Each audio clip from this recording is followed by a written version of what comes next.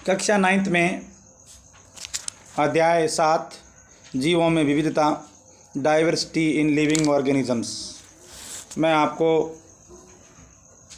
पृष्ठ संख्या 99 के प्रश्न उत्तर करा रहा हूँ।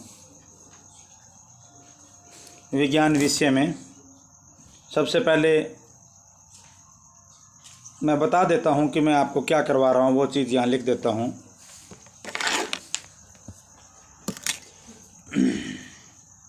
आप ध्यान से देखो, पाठ 7 है। पाठ का नाम है जैव विविधता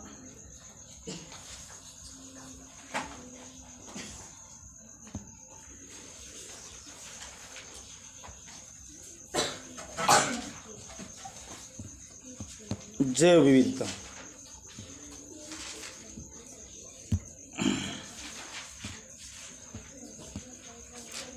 पृष्ठ संख्या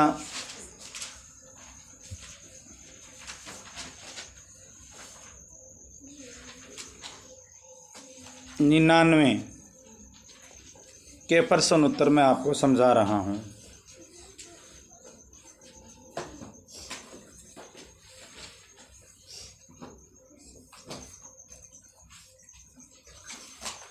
ये प्रश्न उत्तर विस्तृत तरीके से समझाऊंगा,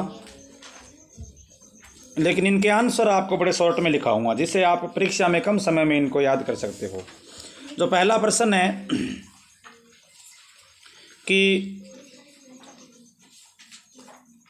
प्रश्न नंबर 1,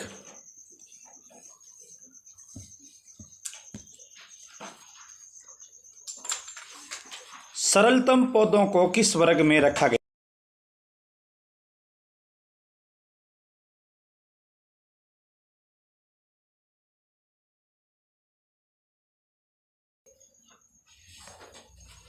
लिख देता हूं मैं, सरलतम पौधों को किस वर्ग में रखा गया है? तो बच्चों, आपको मालूम होना चाहिए, जो सरलतम पौधे हैं उनमें विभेदीकरण नहीं होता, उनमें है वो विभेदीकरण नहीं होता।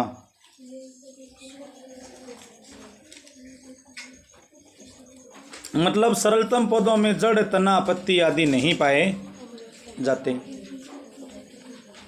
और सामान्यतः ऐसे पौधे मुख्य रूप से जल में पाए जाते हैं।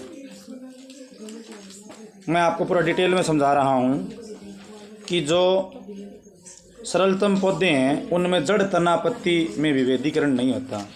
मतलब उनकी शारीरिक संरचना को हम डिवाइड नहीं कर सकते। जैसे ये पौधा है मान लो, तो इस पौधे में जड़ कहाँ है, तना कहाँ है, हमें मालूम नहीं पड़ता, इसलिए इसको कहते हैं सरलतम पौधा, सरलतम वर्ग। और ऐसे जीव है वो लगभग जल में पाए जाते हैं। और सामान्यतः जो ऐसे जीव है उनको शैवाल कहा जाता है। तो मैं आपको बता दूं कि ये तो आपकी जानकारी के लिए था कि सरलतम पौधे जड़, तना, पत्ती में विभाजित नहीं होते, सामान्यतः जल में रहते हैं और इन्हें शैवाल कहा जाता है। जैसे यूलोथ्रिक्स है, क्लेडोफोरा है, अल्वा है, स्पाइरोगाइरा है, कारा है। बट अब मान लो हमें परीक्षा में ये प्रश्न याद नहीं हो और इतनी चीज़ आपके याद नहीं हो, तब फिर हम इसका उत्तर कैसे लिखेंगे? तो इसका फिर शॉर्ट में आंसर लिख देना आप कि ऐसे पौधों को थैलोफाइटा समूह में रखे जाते हैं। अब मैं कारण बताऊंगा कि इसका शॉर्ट में आंसर थैलोफाइटा कैसे हैं। बच्चों, ऐसे पौधे जिनमें विभेदीकरण नहीं होता, जिनमें विभेदीकरण नहीं होता, मतलब जिनमें जड़, तना, पत्ती नहीं पाए जाते। जैसे ये पौधा है, इसमें जड़, तना, पत्ती नहीं है, उनके शरीर को थैलस कहते हैं। उनके शरीर को थैलस कहते हैं। और इस वर्ग को, जो इस वर्ग के जितने भी थैलस थैलस वाले पौधे हैं, उनको विज्ञान में उनके लिए एक स्पेशल वर्ग बनाया गया है जिसको थैलोफाइटा कहते हैं। यानी सरलतम पौधों को किस वर्ग में रखा गया है, इसका एक लाइन में आंसर आप लिख सकते हो, थैलोफाइटा। Next question.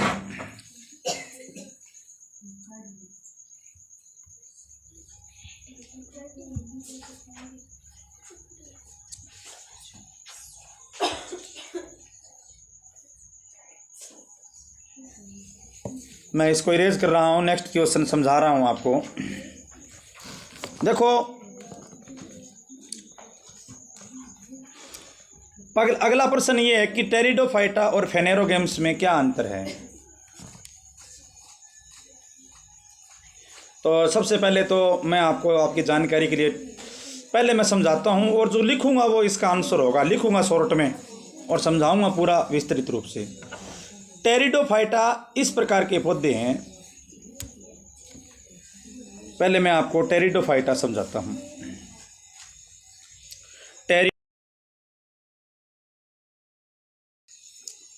लिख देता हूँ टेरिडोफाइटा, इसको इंग्लिश में टेरिडोफाइटा ही कहते हैं। अब आपको बताता हूँ अभी टेरिडोफाइटा है क्या।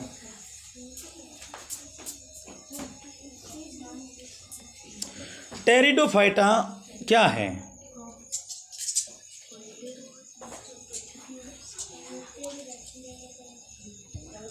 टेरिडोफाइटा ऐसे पौधे हैं जिनमें शारीरिक संरचना में विभेदीकरण होता है। मतलब जैसे ये पौधा है तो इसमें जड़ भी पाई जाती है, ये जड़ है, जड़, ये तना है, और इसमें ऐसे शाखाएं होती है, पत्ती भी पाई जाती है, ये पत्ती है। मतलब टेरिडोफाइटा समूह के जो पादप है उनको जड़, तना, पत्ती में विभाजित किया जा सकता है। फिर दूसरी बात, इनमें 7 उत्तक पाए जाते हैं। 7 मतलब ट्रांसपोर्ट के लिए, जैसे जल का परिवहन करने के लिए, पत्तियों में भोजन बनेगा उसको नीचे लाने के लिए जड़ तक, और जड़ से पानी पत्तियों तक पहुंचाने के लिए। देखो, जड़ से पानी को पत्तियों तक पहुंचाने के लिए और पत्तियों में बने भोजन को नीचे तक लाने के लिए कुछ उत्तक काम आते हैं, उनको 7 उत्तक कहते हैं। तो टेरिडोफाइटा में 7 उत्तक भी पाए जाते हैं। अब इस समूह की जो मुख्य विशेषता है वो ये है बच्चों कि इसमें जननांग अप्रत्यक्ष होते हैं और बीज उत्पन्न करने की क्षमता नहीं होती, और इसलिए बच्चों इनको क्रिप्टोगैम कहते हैं। भी पहली विशेषता तो मैंने आपको ये बता दी कि इनका शरीर जड़, तना, पत्ती में विभाजित होता है। मैं आपको बड़ा विस्तृत तरीके से बता रहा हूँ, लिखूँगा शॉर्ट में।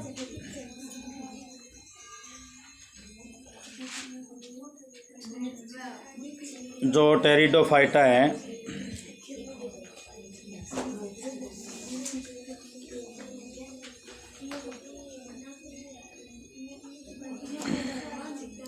इधर मैं टेरिडोफाइटा एक बार आपको समझा रहा हूँ।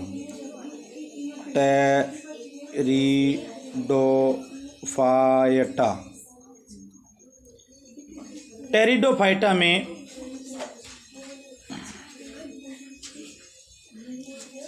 इन पौधों को जड़, तना और पत्ती में विभेदित किया जा सकता है। शॉर्ट में लिख रहा हूँ, में बांटा जा सकता है, बांटा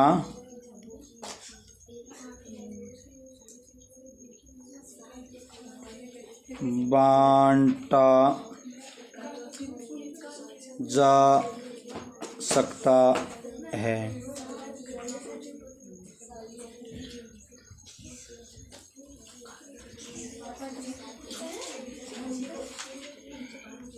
देखो पहली विशेषता ये हो गई। दूसरी बात,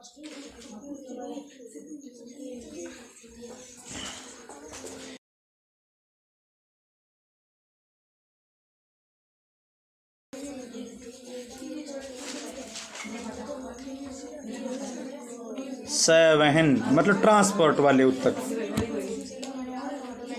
संवहन उत्तक पाए जाते हैं।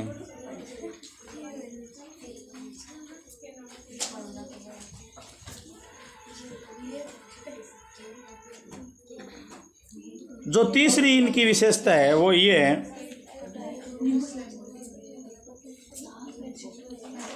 जननांग होते तो हैं लेकिन अप्रत्यक्ष होते हैं। जननांग अप्रत्यक्ष होते हैं, अप्रत्यक्ष होते हैं।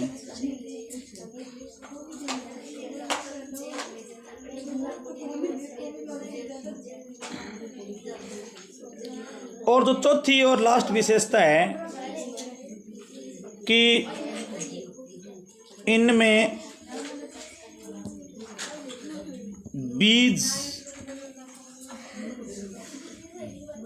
उत्पादन की क्षमता नहीं होती।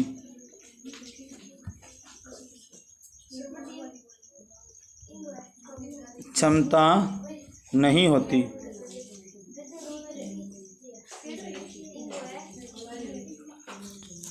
इसलिए बच्चों इनको क्रिप्टोगेम्स कहते हैं। इसलिए इनको क्रिप्टोगेम्स कहा जाता है। क्रिप्टोगेम्स।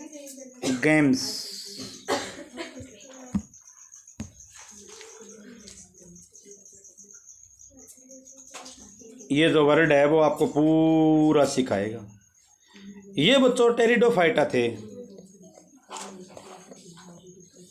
टेरिडोफाइटा वर्ग के जो जीव है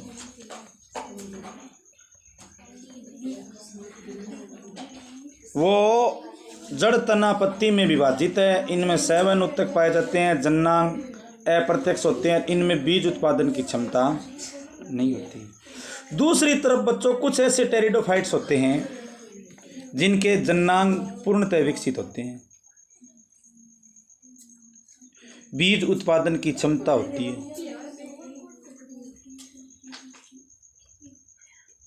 उनको फेनेरोगेम्स कहते हैं। उनको फेनेरोगेम्स कहते हैं।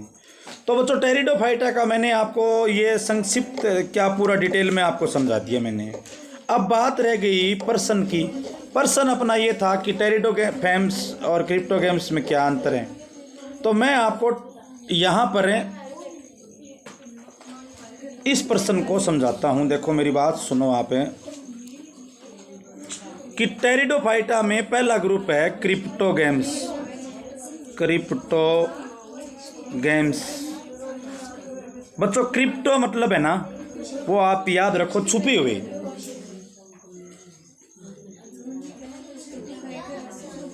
क्रिप्टो का मतलब क्या याद रखेंगे? छुपे हुए।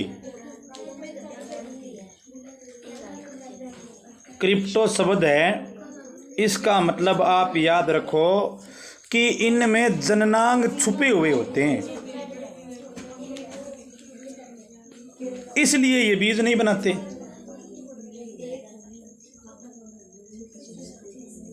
यानी क्रिप्टोगेम्स की 2 विशेषताएं हो गई।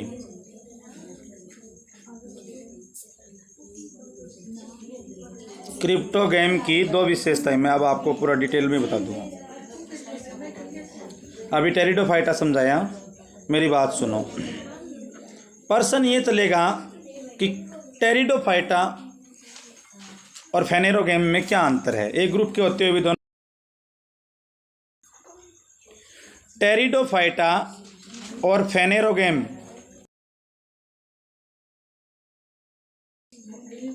टेरिडोफाइटा व फेनेरोगेम्स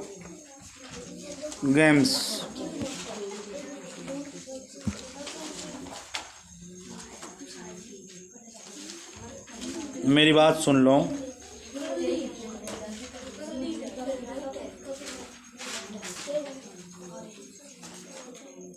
अब आपका मूल प्रश्न अब चलेगा।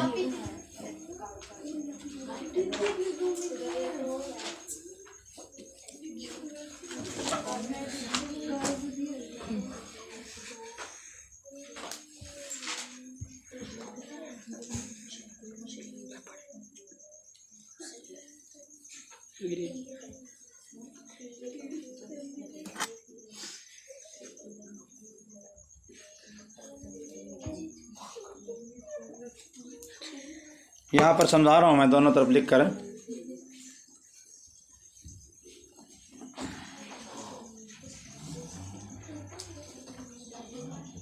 देखो टेरिडोफाइटा है ना, इसकी जगह आपको दूसरा वर्ड याद रखना पड़ेगा, क्रिप्टोगेम्स। और ये याद करने की जरूरत नहीं है, यहाँ इसका उल्टा लिख देना। क्रिप्टो मतलब छुपे हुए, जो क्रिप्टो शब्द है उसका मतलब होता है छुपे हुए। तो आप लिख देना कि इनके जन्नांग है ना वो अप्रत्यक्ष होते हैं, इसलिए इनमें बीज बनाने की क्षमता नहीं होती। मैंने बीज के आगे क्रॉस लगाया है, मतलब इनमें बीज नहीं बनते। अब इसका ये अपने आप याद हो गया, इनके जन्नांग प्रत्यक्ष होते हैं और इनमें बीज बनाने की क्षमता होती है। Thank you.